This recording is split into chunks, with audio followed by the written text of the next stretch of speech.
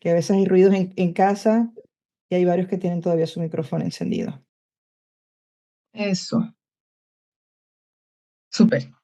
Bueno, como les comentaba, la idea un poco de este webinar es, en el Día de la Radiología Internacional, hablar de lo que más nos gusta, ¿ya?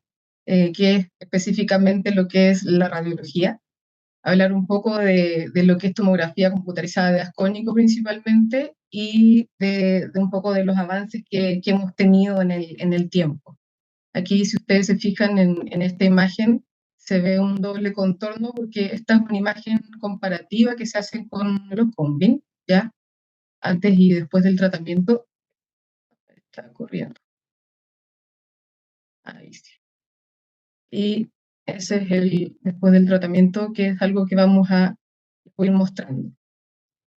Bueno, la evolución de la radiología todos lo conocen. Empezamos con las radiologías convencionales, que estaban en unas placas de acetato, muchos las mirábamos así, ya a contraluz para poder ver algo en la consulta.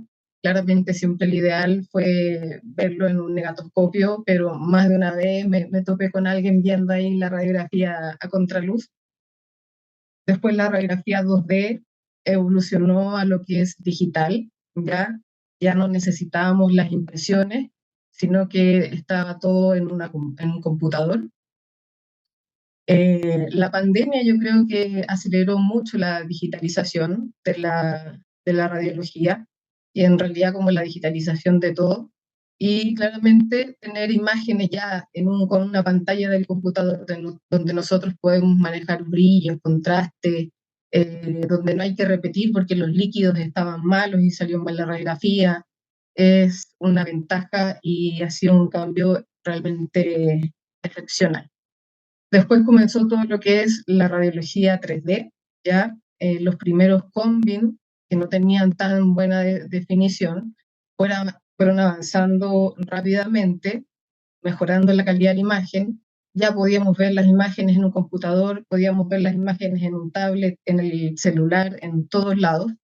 Eh, yo creo que la evolución del combin ha sido muy rápida en cuanto a calidad de imagen, a mejoramiento de artefactos, a, a rapidez con lo que los equipos toman las imágenes y procesan las imágenes, ¿ya? Y definitivamente ha sido un cambio y un aporte a la odontología gigantesco.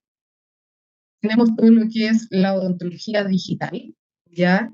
Que también es parte de la radiología, donde claramente ahí Mónica es más experta en ese tema, el escáner intraoral, ya todo lo que es la manipulación 3D en los computadores, diseño digital, los laboratorios también hoy en día están totalmente digitalizados y es una herramienta que claramente es el futuro de la odontología. O sea, yo creo que ya próximamente no se va a conseguir la odontología sin la odontología digital. Y claramente tenemos lo que es la inteligencia artificial, ¿ya?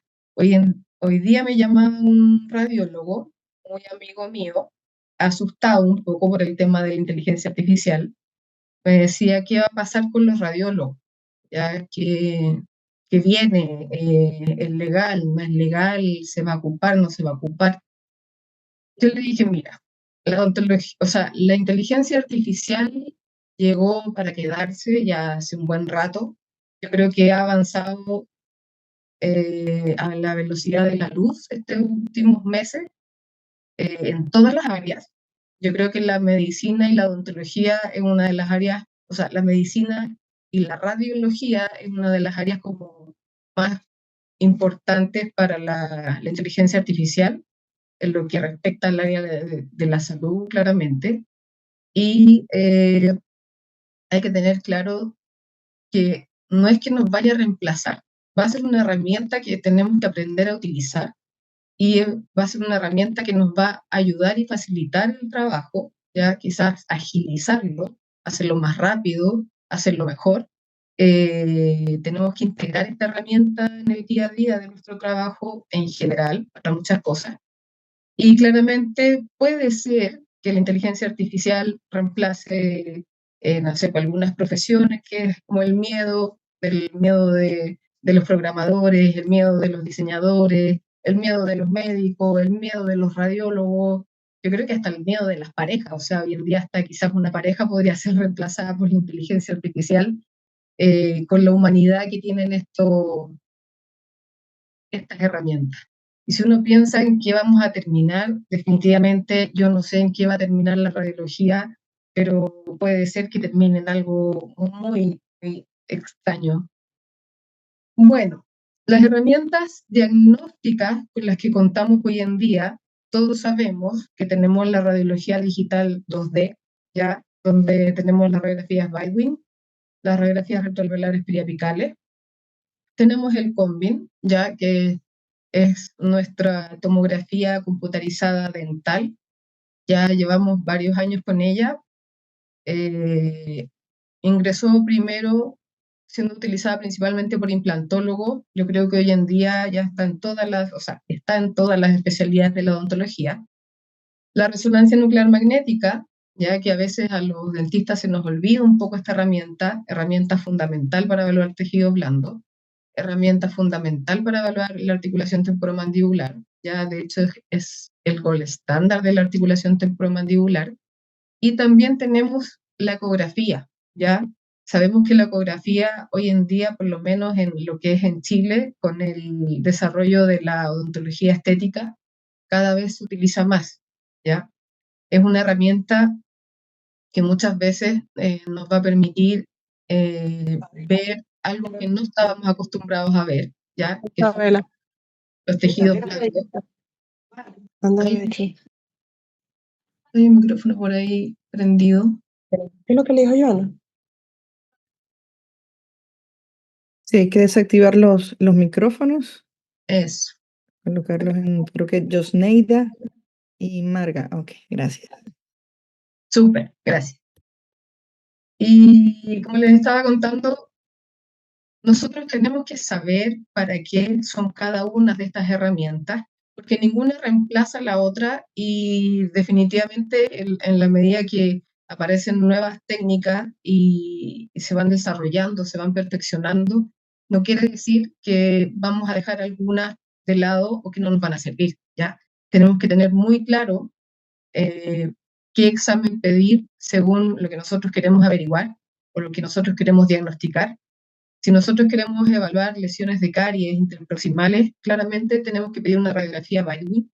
El Combin CT, cuando no tenemos restauraciones metálicas y no tenemos ningún elemento metálico alrededor que nos pueda afectar en la calidad de la imagen, sí, podemos ver lesiones de caries. De hecho, mucho mejor para evaluar lesiones de caries oclusales y de cara libre que la radiografía Baldwin, con la sobreproyección que tiene el esmalte, muchas veces no lo podemos ver o no somos capaces de distinguirlo también. Me he dado cuenta que para las lesiones de caries dentinarias superficiales, el Combin también funciona bastante bien, pero lo que son lesiones de caries de esmalte, olvídenlo, no se ve, ¿ya? Y tenemos que tener en cuenta que si tenemos restauraciones metálicas, no podemos evaluar ni el ajuste de la restauración, ni si la restauración metálica tiene alguna lesión de caries asociada, o si la pieza de al lado de esta restauración tiene una lesión de caries, tampoco lo vamos a poder ver, ¿ya? Entonces tenemos que saber la limitancia del Combin CT en lo que es evaluación dental como tal, ¿ya? Los sintéticos en un Combin tampoco generan tanto artefacto, o sea, de hecho no generan artefacto, y la literatura dice que nosotros podemos evaluar lesiones de caries bajo una restauración sintética, ¿ya? En un Combin, y de hecho que se ven mejor que en las radiografías en 2 dimensiones. Pero sin duda, la radiografía digital 2D tiene una mejor definición ya en cuanto al detalle fino y para lo que es evaluar el nivel óseo marginal, ya a los periodoncistas todavía les gusta mucho su radiografía en 2 dimensiones, para evaluar el estado óseo perimplantario. No podemos olvidarnos de la radiografía 2D. Si yo quiero evaluar si un paciente tiene terceros molares retenidos, yo no le puedo pedir un Combin, ¿ya? Como primera imagen. Yo necesito pedirle una radiografía panorámica y si en esa radiografía panorámica yo veo que tiene terceros molares o caninos retenidos, ahí recién puedo pasar al Combin, ¿ya? Entonces tenemos que saber que el Combin CT, a pesar de que es una herramienta espectacular y muy útil, no es la primera elección y no es lo que vamos a utilizar en todos los casos, ¿ya? La resonancia nuclear magnética, para todo lo que es tejido blando, ya lo mismo, es igual estándar para la articulación temporomandibular. Si a mí me hacen elegir, solamente puedo tomar un examen de ATM, hay que tomar una resonancia, ¿ya? A pesar de que yo soy muy pro Combin de ATM por el hecho de la definición que se ve en las corticales, las erosiones finas, o sea, las erosiones discretas, ¿ya? Se ve, o sea, la resonancia, a pesar de que dice que es una herramienta que se puede usar para evaluar tejido óseo, efectivamente podemos ver erosiones, no vamos a ver la cantidad de cortes y la definición que va a tener un Combin, ¿ya? No lo vamos a poder recorrer como un Combin, entonces claramente no tiene la misma utilidad y no tiene la misma finalidad. Con el Combin CT yo no puedo evaluar la posición del disco articular, ¿ya? Para eso yo necesito mi resonancia. Y la ecografía, como ya les dije, para todo lo que es hoy en día la parte estética, evaluación glandular. Ya aquí en Chile también están viendo si el radiólogo maxilofacial puede diagnosticar tiroides, ¿ya? Entonces ya estamos abriéndonos a otros campos y estamos teniendo más herramientas diagnósticas cada día, ¿ya? Y eso es súper importante para que nosotros a la vez sepamos qué pedir, cuáles son las indicaciones de cada examen, cómo pedir un Combin. Ya tenemos que tener en cuenta conceptos básicos asociados al Combin, por ejemplo, que vamos a tener imágenes en formato DICOM, ¿ya? El formato DICOM es un formato común para todo lo que son las imágenes médicas y es lo que nos permite compartir la información, ingresar esta información a distintos programas, procesar las imágenes de distintas formas, por así decirlo. Y a la vez es una imagen que, o sea, es un archivo que es legal, no se puede modificar, tiene toda la información del paciente. Entonces, claramente el concepto de DICOM y el archivo DICOM es muy importante de tenerlo en cuenta. Nosotros como centro radiológico tenemos la obligación de guardar estos archivos DICOM y esta información por mucha cantidad de años, ¿ya? Entonces, claramente, ustedes como dentistas, los pacientes, tienen el derecho de exigir esos DICOM en el caso de que quieran hacer algún examen comparativo o en el caso de que el dentista o el tratante necesite hacer una manipulación de la imagen y procesarla porque quiere hacer una guía radiográfica, bueno, ustedes pueden pedir los DICOM y con esto van a poder procesarlo ya en distintos programas.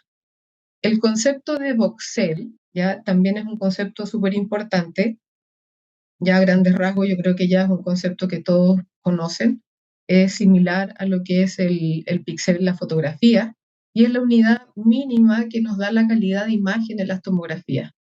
Ya tenemos voxeles desde el 0,4 milímetros, que son los volúmenes de tomografías más grandes, donde no necesitamos tanta definición, hasta los voxeles más pequeños del 0,075 milímetros, ¿cierto? Tenemos que tener en cuenta que no todos los equipos logran buenas calidades de imagen en 0,075 milímetros. Entonces tenemos que saber qué equipo estamos usando o qué equipo tenemos, porque en muchos casos un voxel de 0,2 milímetros se va a ver bien, ¿ya? Si yo reduzco el tamaño de la ventana de adquisición con un voxel de 0,2 milímetros, igual voy a lograr mejor definición. Y hay veces que estos microvoxeles generan imágenes muy pesadas, mucha información, irradian más al paciente. Y también tenemos el tema de que se generan unos micro artefactos que de repente empeoran un poco la calidad de la imagen. Entonces, saber y tener la conciencia de que el 0,075 milímetros no es la mejor imagen para todos los casos y no va a ser necesario, por ejemplo, en casos de implantes, en casos de evaluación de patologías más grandes. Solamente se va a ocupar para evaluar lo que es fracturas radiculares, endodoncia y un detalle más fino con volúmenes pequeños. el FOB o tamaño ventana de adquisición, que también está muy asociado al voxel, ¿cierto? Sabemos que los equipos pueden adquirir desde voxeles de pequeños hasta, o sea, desde tamaños de ventana pequeños para endodoncia o fracturas, hasta hoy en día ventanas casi que del cráneo completo y algunos equipos de cráneo completo. ¿Qué pasa con este aumento de la visualización de los exámenes? Claramente significa una mayor responsabilidad por parte del radiólogo y por parte también del que está visualizando el examen, porque ahora nos vamos a encontrar con patologías en la base de cráneo, ¿ya? Con patologías en los oídos, con patología a nivel de los senos paranasales, con patología en la faringe, ¿ya? Cosas que nosotros no estábamos acostumbrados a ver. Y claramente, al tener este volumen de adquisición, tenemos que saber reconocerlo, tenemos que saber derivarlo y tenemos que saber diagnosticarlo, ¿ya? Por eso es importante que todos los exámenes sean informados por un especialista, o sea, un especialista en radiología maxilofacial. Todos los dentistas deberíamos saber ver un examen de Combin, recorrer un examen de Combin, pero claramente el especialista que emite un diagnóstico es el que tiene que eh, saber detectar e informar los pacientes. El tema de la calidad de la imagen y los artefactos también es súper importante, porque, por ejemplo, uno de los factores que más afecta la calidad de la imagen es el movimiento, ¿ya? Y sabemos que hay pacientes, o porque son muy jóvenes, muy niños, o porque tienen Parkinson, o porque no controlan el movimiento, o tienen movimientos involuntarios, donde el Combin no va a ser la herramienta de elección efectivamente para poder evaluar ese tipo de pacientes. También tenemos que saber que hoy en día los artefactos metálicos han sido corregidos por algoritmos computacionales que mejoran la calidad de la imagen, pero son algoritmos. Entonces, al final de cuentas, tenemos que saber que si hay una restauración metálica, la imagen está embellecida, pero puede ser que de todas maneras no vamos a poder diagnosticar y ver lo que está debajo de una restauración metálica por más que la imagen se vea más bonita. Una de las cosas más importantes, como les decía, es saber qué examen pedir, porque tenemos desde los volúmenes pequeños hasta los volúmenes más grandes. Decir al centro radiológico para qué es este examen. Ya es fundamental también como para que en el centro radiológico podamos orientar mejor la toma, se usan tórulas de algodón o no, va a estar en inoclusión o va a estar mordiendo, ¿ya? Son muchas las indicaciones y son muchas las formas de tomar un examen de Combin. No es como una generalidad o que todos se tomen de la misma manera. Entonces, poder entregar la información suficiente, completar bien la orden, decir cuál es el diagnóstico presuntivo o qué es lo que queremos evaluar, es lo fundamental, lo principal para que tengamos un resultado de una imagen adecuada para el requerimiento que van a tener ustedes. Las utilidades del Combin, todos las conocemos, ¿cierto? Están en todas las áreas de la odontología. Y últimamente se ha integrado mucho a lo que es la ortodoncia. Yo creo que la ortodoncia es de las especialidades que más les costó ingresar a este mundo 3D, porque estaban acostumbrados a ver campos de visión más grandes, necesitan ver todo, por así decirlo, las piezas superiores, las piezas inferiores, la articulación, necesitan hacer una evaluación cefalométrica para evaluar cómo es el crecimiento óseo, que si son dolicocefálicos, bracticefálicos. Entonces, claramente el Combin, cuando eran de ventanas pequeñas, no satisfacía sus necesidades. Entonces, panorámica y tele, con eso se diagnosticaba y con eso hasta el día de hoy muchos siguen diagnosticando. Pero hemos visto, yo ahora estoy súper enfocada en lo que es ortodoncia, por eso en el próximo curso es de lo que les voy a hablar principalmente, igual que de lo que es cirugía. Se ha visto que en realidad la ortodoncia en 2D no se puede, no se ve lo que se necesita saber para poder hacer un buen plan de tratamiento. Si un paciente se va a hacer un retratamiento, tenemos que ver cuál es la condición ósea de este para poder decir cuál es en qué me estoy metiendo, por así decirlo, cuánto hueso tengo, qué puedo hacer, cuánto puedo mover, cuánto puedo instruir, cuánto puedo distalizar, ¿ya? Los límites de la ortodoncia es el reborde alveolar. Ese es el límite de la ortodoncia. ¿Cuánto puedo mover? No es un valor fijo, 5 milímetros de protrusión, 2 milímetros de retrusión. No. El límite de la ortodoncia es el hueso. Y el hueso y la calidad del hueso o cuánto reborde tengo no se ven en dos dimensiones. Aquí tenemos, por ejemplo, es el mismo paciente, en la radiografía panorámica no se ve estas corticales tan finas. Tenemos que tener en cuenta que esto es un render 3D, no es diagnóstico, ya estas como perforaciones de la cortical no son reales. Sí, podría ser que estuviese perforado, como podría ser que no esté perforado. Va a depender de la densidad de la escala de grises con la cual estemos procesando las imágenes, pero ya una imagen como esta nos dice que el paciente tiene corticales muy finas, tiene un biotipo o un morfotipo fino que claramente nos va a complicar un poquito la existencia, ¿ya? Especialmente de los ortodoncistas. Vemos también que la posición en tres dimensiones tampoco la podemos ver en una radiografía panorámica cuando los dientes están incluidos. Aquí tenemos, por ejemplo, cortes axiales, ¿ya?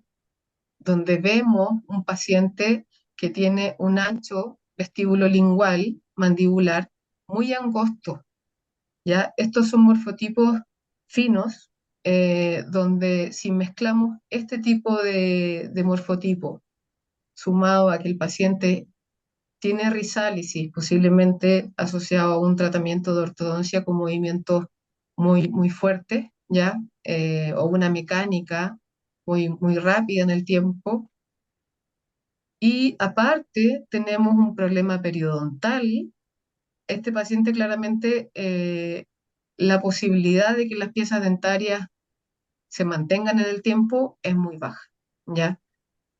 Entonces se ha visto con la imagenología 3D en ortodoncia, que el mejor amigo del ortodoncista va a ser el periodoncista, ¿ya? Porque más importante que las corticales vestibulares y linguales, cuando tenemos estos morfotipos tan finos, es que el paciente conserve el nivel óseo marginal en altura, ¿ya? Eso es lo que va a hacer que mantenga la estabilidad de las piezas dentarias a pesar de que tenga un morfotipo fino.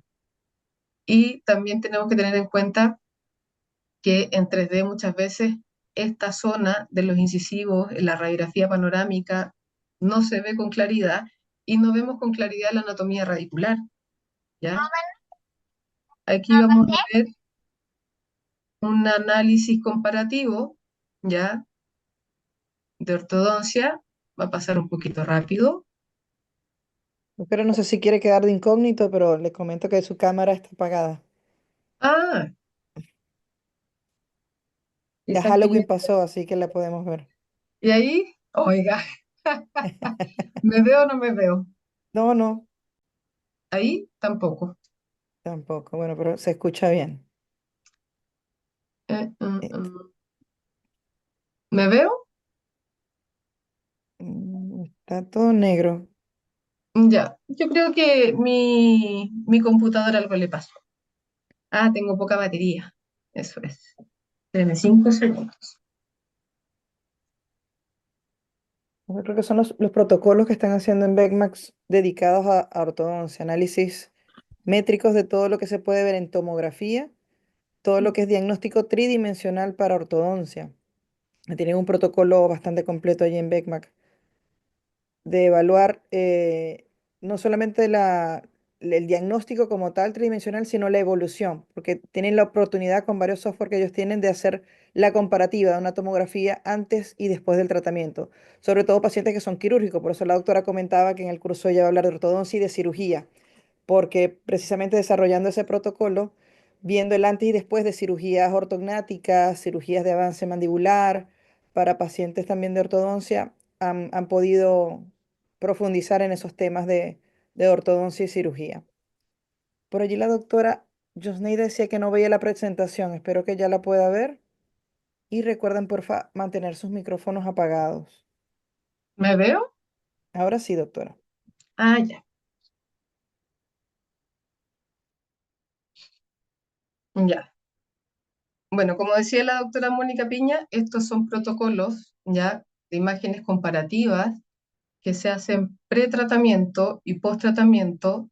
eh, Estos comparativos sirven tanto para lo que es cirugía, ortodoncia, articulación temporomandibular, y vamos a tener imágenes en colores que nos van a permitir representar el movimiento y el cambio de posición. Por ejemplo, aquí estos colores más oscuros, ya aquí tenemos una barra en milímetros, hasta los 12 milímetros, ¿ya? Aquí tenemos un movimiento de la mandíbula posterior a la cirugía hasta de 12 milímetros, ¿ya? Y aquí se ve en el comparativo cómo se desplazó y cómo rotó la mandíbula hacia anterior post cirugía, ¿ya? Entonces, estas herramientas que tenemos disponibles gracias al Combin y a todo lo que es la evolución que ha tenido, donde podemos medir cuánto es el desplazamiento, ¿ya? Antes era impensable, ¿ya? También vemos mucho de eso, o sea, para realizar este tipo de exámenes comparativos, la inteligencia artificial es fundamental. Antes que la segmentación es separar los tejidos, ya a partir de una imagen tomográfica podemos segmentar las piezas dentarias, podemos segmentar el cóndilo mandibular, podemos segmentar el maxilar. Antes esa segmentación era manual, ya, y había muy pocos programas y era muy complejo poder hacerlo. Hoy en día la segmentación se hace con inteligencia artificial, ya. Hay varios programas de inteligencia artificial. Blue Sky Bio tiene también segmentación asociada a inteligencia artificial. Entonces, son herramientas que ya están disponibles y que definitivamente si las sabemos usar o sabemos para qué pedirlas o en qué casos podrían servir, son herramientas demasiado útiles y didácticas, ¿ya? Por ejemplo, aquí tenemos un comparativo de una disyunción. Vemos cómo se separa el paladar, ¿ya? La distancia que se generó al poner un marpe, ¿ya? En el paladar y hacer esta disyunción. Hoy en día los tratamientos de ortodoncia, más que sacar premolares para hacer los tratamientos, cuando falta el espacio, se le está dando prioridad a la distalización, ¿ya? De los molares para aumentar un poquito el espacio, y también regularizar el tema de las discrepancias transversales de los maxilares. Pasa mucho que el maxilar es más estrecho, está comprimido, eso genera apiñamiento, entonces se mezcla un poco la disyunción, ¿ya?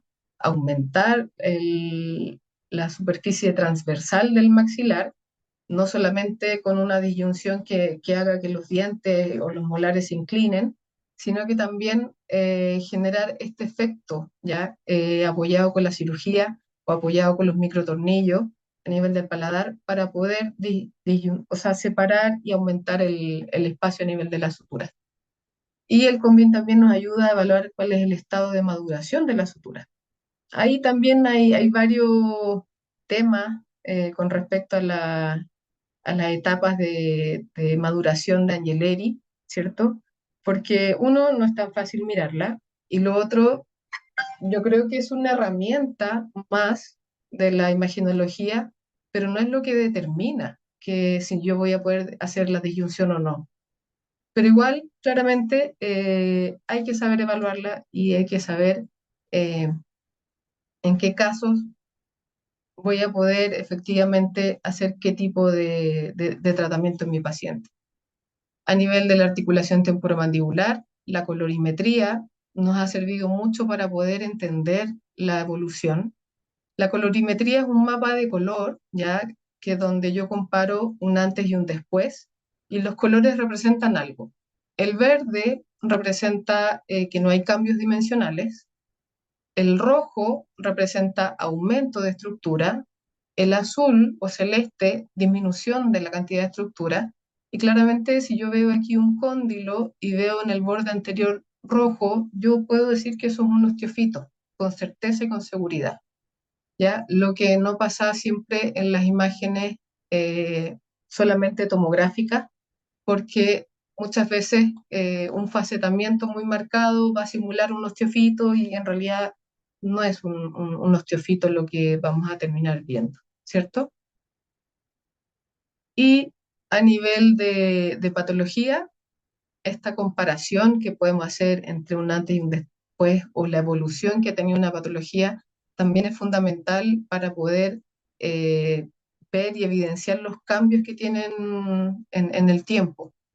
Por ejemplo, este es un quiste óseo simple a nivel del cóndilo mandibular y esta, cuando se vio por primera vez la lesión, no se pensó que era un quiste óseo simple.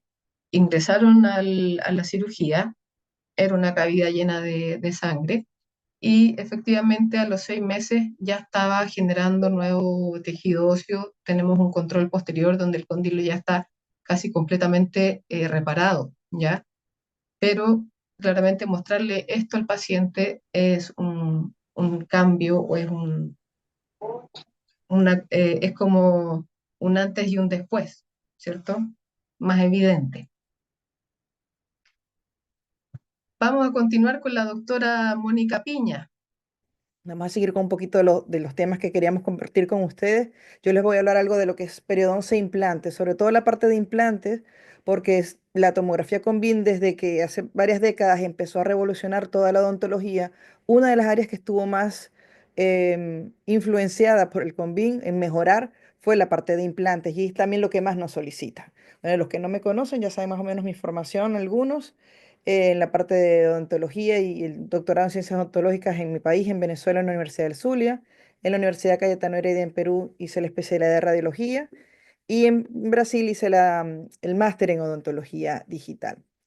La doctora Beatriz ya comentó algo de esto, ¿no? De las características de una tomografía, pero yo quiero enfocarlo en relación a la prescripción, porque muchas veces llegan a los centros radiológicos el paciente que no sabe que necesita y hasta el colega que lo refirió tampoco sabe que lo necesita. Entonces yo creo que si poco tiempo tenemos hoy para compartir con ustedes un mensaje que sí quiero dejar es siempre hacer énfasis en nuestros colegas y si los que están son odontólogos que refieren los detalles que tienen que dejarnos en el informe o en la orden de referencia donde envíen eso. No solamente colocar datos del paciente, que obviamente es súper importante, edad, género, el nombre para identificar el estudio, la fecha en que se solicitó, el tipo de estudio, de identificar si realmente necesitan un estudio 3D o solamente un 2D, porque tienen que ser estudios justificados. Y el motivo de consulta, que lo comentaba la doctora Beatriz, eso nos va a orientar a nosotros tanto en la adquisición para solventar esa duda o ese motivo por el cual se está solicitando, así como en la interpretación. ¿Ok? Para hacer el informe nosotros o la evaluación de esa tomografía, tenemos que tener claro cuáles son las dudas, cuáles son las hipótesis diagnósticas que ustedes tenían. Entonces, muchas veces nos llegan imágenes, pueden ser historias del paciente, puede ser una imagen como la que ven en pantalla, y obviamente sabemos que la radiografía convencional, la radiografía en 2 dimensiones, tiene algunas limitantes. Sabemos que el implante está en una zona que no debería estar. No es necesario que seamos radiólogos, o yo creo que ni siquiera ser odontólogos para saber que ese implante no va allí, pero tenemos la limitante de las 2 dimensiones que con la tridimensionalidad de la tomografía con BIM podríamos ubicar exactamente dónde está ese implante. Pero ciertamente es lo único que queremos ver o queremos ver ese molar que también tiene una lesión, el molar inferior derecho. Entonces, definir si nosotros solamente vamos a evaluar en este momento la situación con el implante por las complicaciones que esto ya ha traído, solicitar entonces una tomografía tal vez del maxilar superior. Ha cambiado mucho la tomografía desde el momento en que empezaron a surgir campos más amplios, así como en la ortodoncia.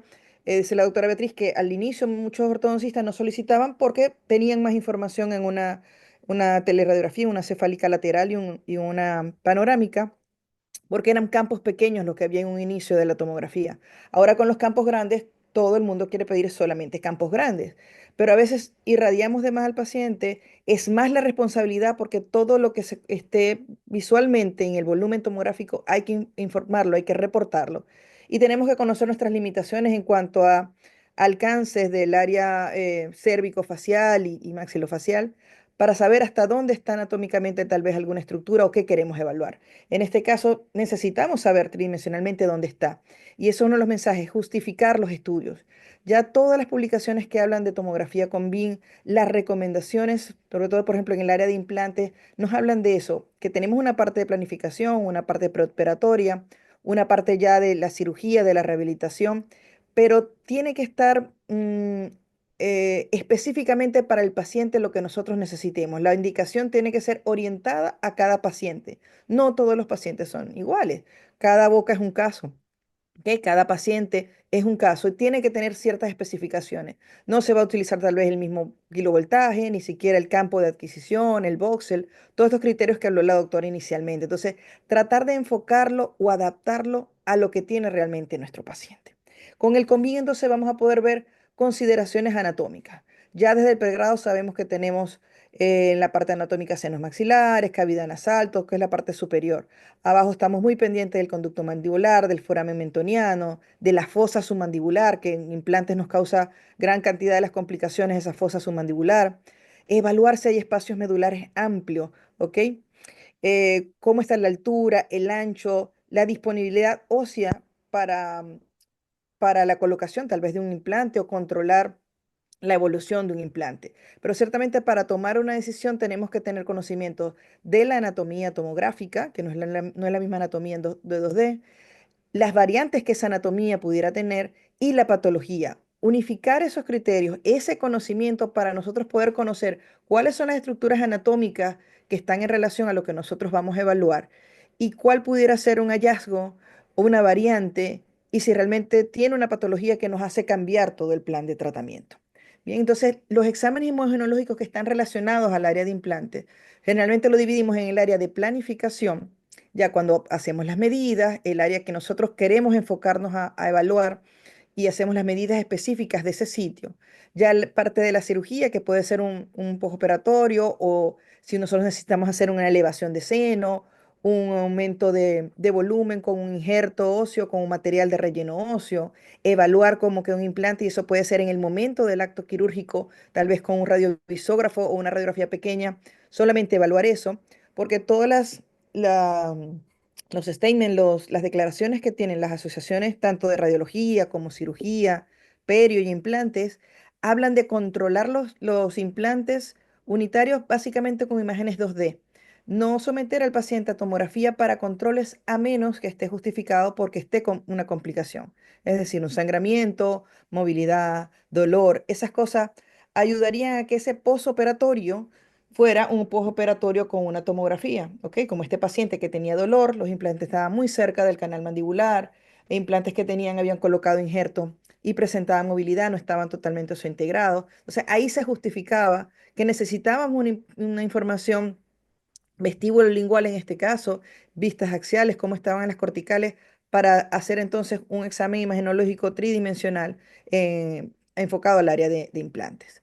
Otra de la información que nosotros tenemos con la disponibilidad ósea, no solo saber el ancho y el grueso, sino entender el área donde vamos a colocar ese implante. Si el área donde se va a colocar el implante tiene un diente vecino o tiene un implante vecino.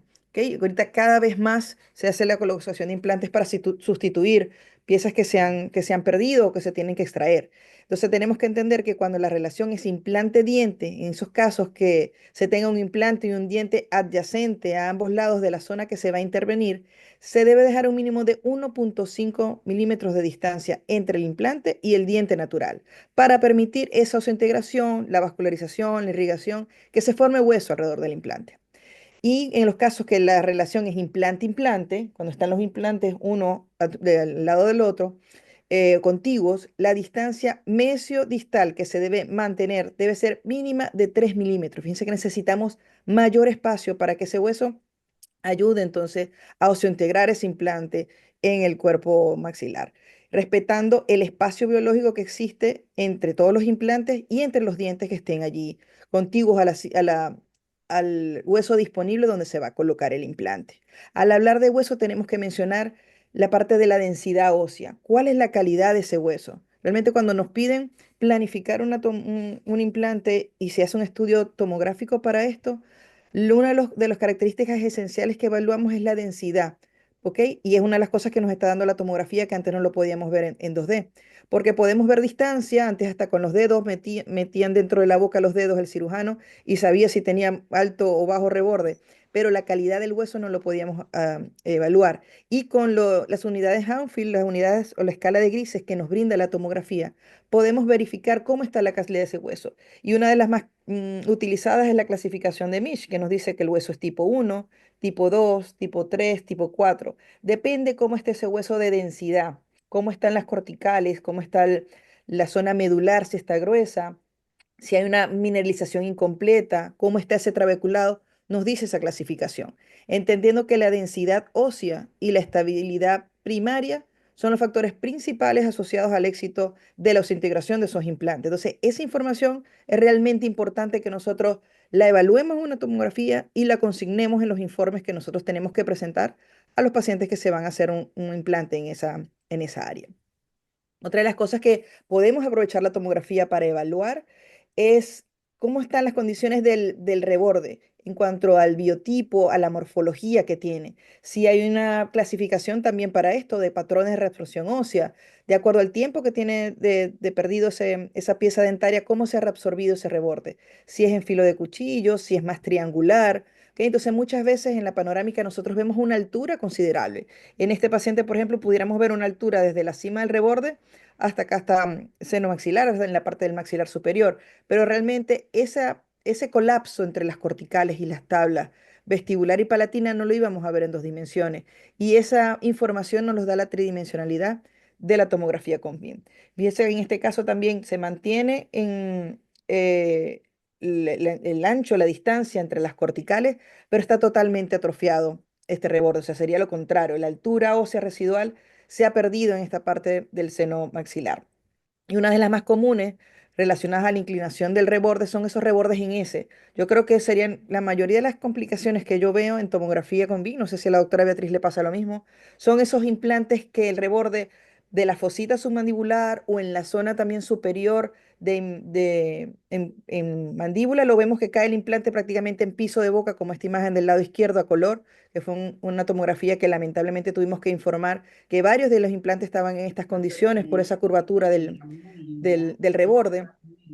Y en el maxilar superior nos pasa mucho, y se los voy a mostrar más adelante unas imágenes, que por lo delgado a veces de las corticales vestibular, el implante, la porción apical del implante queda vestibularizada. ¿Ok? Entonces es otra de las grandes complicaciones, esa inclinación del reborde. ¿Ok? ¿De qué más nos puede servir la tomografía cuando vamos a planificar implantes? Ver la relación que tenemos con estructuras anatómicas vecinas o estructuras anatómicas que pudieran complicar la ubicación o el posicionamiento de un implante en boca.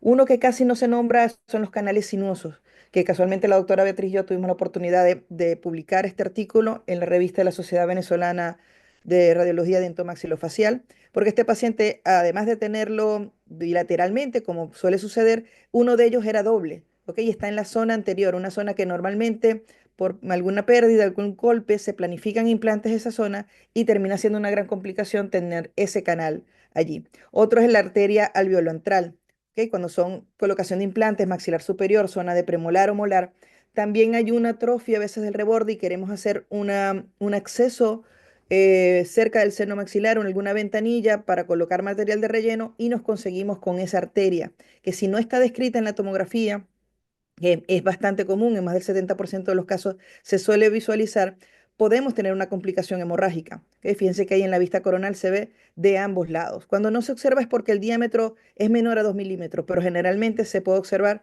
en todas las vistas, en todos los cortes, y de hecho hasta en la vista tridimensional lo podemos observar. ¿Ok? Y bueno, normalmente una de las estructuras anatómicas que mayormente vigilamos, evaluamos y le metemos el ojo es el canal mandibular. ¿Ok? El canal mandibular. Y muchos dicen, pero es que hasta en la panorámica se observa, pero muchas veces no observamos estos detalles, esas ramificaciones que pudieran complicar la zona justamente donde queremos colocar el implante. Bien. Entonces son criterios que tenemos que ir evaluando en una tomografía, que es importante anotar y resaltar si se va a planificar un implante. Y otra cosa que tiende a veces a ser muy hallazgo y que nos cambia, como les decía en un inicio, toda una planificación, es conseguir alguna patología en la zona donde nosotros vamos a colocar un implante.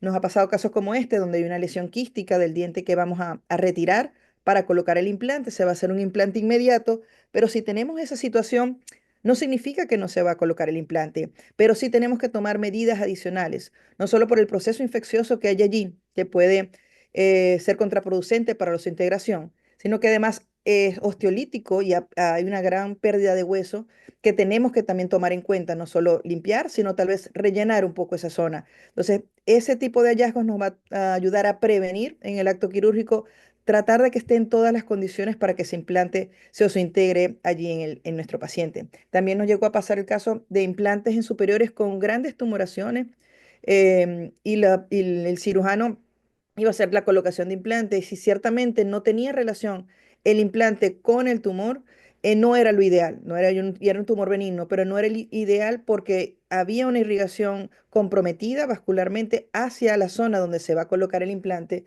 y podía entonces comprometer la irrigación y la integración. Y realmente cambiaban las prioridades del paciente al saber que tenía una tumoración allí en seno maxilar, era en ese caso, recuerdo. Bien. Y finalmente, ¿de qué otra cosa nos sirve el tema de la tomografía? Ver esas complicaciones postoperatorias. Realmente, la mayoría de los casos que nos llegan de implante es para planificarlo y ahí podemos tal vez atajar alguna situación como estos hallazgos que le acabo de comentar, patologías, deficiencias óseas que podemos solucionar, solventar con injertos o rellenos óseos, pero lamentablemente cada día más nos llegan complicaciones en la colocación de implante. Pueden ser complicaciones fortuitas como una fractura, pero también hay complicaciones por falta de integración de estos implantes en el cuerpo maxilar y procesos infecciosos, inflamatorios. Pero el que realmente me llama más la atención y que lamentablemente vemos con mayor frecuencia son lesiones en las estructuras circundantes. Cuando ese implante queda dentro de un canal, dentro del seno maxilar, dentro del canal mandibular, em, perforando o impactado en alguna cortical vestibular, palatina, ¿ok? Con tantas estructuras anatómicas que tenemos vecina. Y son casos o situaciones que realmente el paciente no lo quiere. Estoy segura que el colega no tuvo ninguna intención en hacerlo y pasar por tan complicación, pero pudieron ser evitados si se hubiese hecho una buena evaluación de la tomografía. Porque lo peor es que estos pacientes, muchos de ellos tenían una tomografía previa al implante y se pudo planificar entonces exactamente en qué condiciones estaba ese sitio. Y ahora con todo este tema de odontología digital que bien lo mencionaba la doctora Beatriz, tenemos la posibilidad de hacer cirugías digitalmente guiadas, planificadas previamente, no solamente con la información de la tomografía con BIM, sino tenemos la información del escáner intraoral y más información del paciente que nos va a hacer más exitosa y predecible nuestros actos quirúrgicos y evitar complicaciones. Hay complicaciones que pueden ser inmediatas, inmediatas al proceso postoperatorio, hemorragias, infecciones, neuralgias, parestesia cuando ese implante viene muy cerca de un nervio, aflojamientos del implante, dehiscencia de la sutura, pero también tenemos complicaciones que van posteriormente y ahí el paciente nos llega con la tomografía para evaluar el control de implante, pero ahí sí es importante que nos digan cuándo fue la colocación de implante para poder relacionar la imagen que estamos viendo con el tiempo de evolución de ese tratamiento, ¿ok? Y a pesar de todos los cuidados que se pueden tener y que los fracasos que pudieran existir se reportan en literatura, pocos, cada vez hay más, tienden a ser más frecuentes, cada día se colocan mayor cantidad de implantes y en sitios más comprometidos. Ahorita hay implantes psicomácticos, implantes en ciertas zonas que trata el cirujano que va aprendiendo y teniendo más destreza cada vez para tratar de rehabilitar a nuestro paciente, pero va tomando zonas que tienen realmente mucho comprometimiento, tienen que tener muy buena experiencia quirúrgica para realizar estos tratamientos, aplicar protocolos quirúrgicos tal vez más conservadores, no tan agresivos, que no traigan tantas complicaciones. Evitar entonces que un implante se nos vaya al seno maxilar, tenga una migración hacia una zona no deseada y estar pendiente también para que no termine siendo una complicación las condiciones en que está nuestro paciente. ¿Tiene algún trastorno de la hemostasia? ¿Tiene un paciente que está consumiendo bifosfonatos o algún medicamento que pueda comprometer ese área de integración al implante y el hueso que nosotros necesitamos para rehabilitar finalmente a nuestro paciente, que es el fin, el objetivo de ese procedimiento? Entonces, en implantes hay mucho que decir. Hay mucha información que nos da la tomografía que tenemos que aprovecharla y actualizarnos con cursos como este y un montón de cursos que hay ahorita eh, eh, ofreciéndonos que nos den información nueva de qué más podemos aprovechar. Yo recuerdo que cuando empezamos a ver todo esto de tomografía con BIM hace más de 10 años que estudiamos nosotras, muchos de estos canales sinuosos, canales accesorios, todavía no se veían y los nombraban como un hallazgo. Y ahora se ve que cada vez más, y cuando estas tecnologías de tomografía con BIM mejoran su calidad de imagen porque tienen una mejor resolución, unos voxels que nos dan una imagen de zonas más pequeñitas, de canales que tal vez eran de un diámetro muy pequeño que con las otras tomografías nos podíamos ver. Y vemos que son estructuras anatómicas que ya teníamos y realmente no son hallazgos, son estructuras anatómicas que todos nosotros tenemos. Lo ideal es tratar de hacer esto, actualizarnos y ver qué nueva información se saca ahora con los avances que van teniendo en cuanto a equipamiento la odontología. Y de periodoncia no se queda atrás, la periodoncia también ha avanzado mucho porque podemos ver tridimensionalmente esa área de defecto óseo, si hay una dehiscencia, un cráter, si hay un defecto óseo que puede incluir una o más raíces.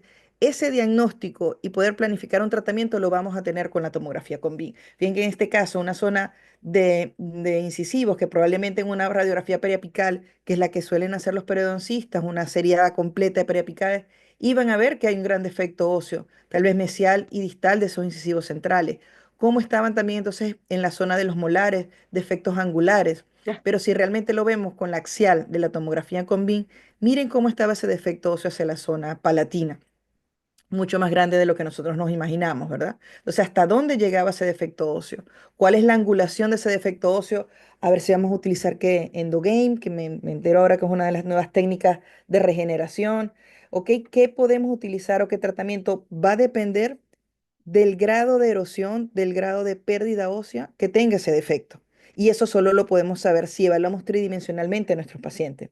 Fíjense cómo estaban en sus incisivos. No tenían nada de pared palatina. ¿Sí? No hay nada de pared palatina y la poca que quedaba vestibularmente era sumamente delgada. Entonces, no tenía nada de soporte óseo y estaba muy comprometido el paciente periodontalmente. No sé, es otra de las cosas que nos permite evaluar tridimensionalmente un paciente periodontal. Y unir esa ayuda de la tomografía al escaneo intraoral nos da mucha más información cuando vamos a hacer un procedimiento. ¿Ok? Esos procedimientos de gingivectomía o gingivoplastía los vemos ahora mejorados cuando unimos esa información ósea que nos da la tomografía con BIM, que solamente veíamos el diente y las corticales que lo soportaban y el hueso que lo soportaban.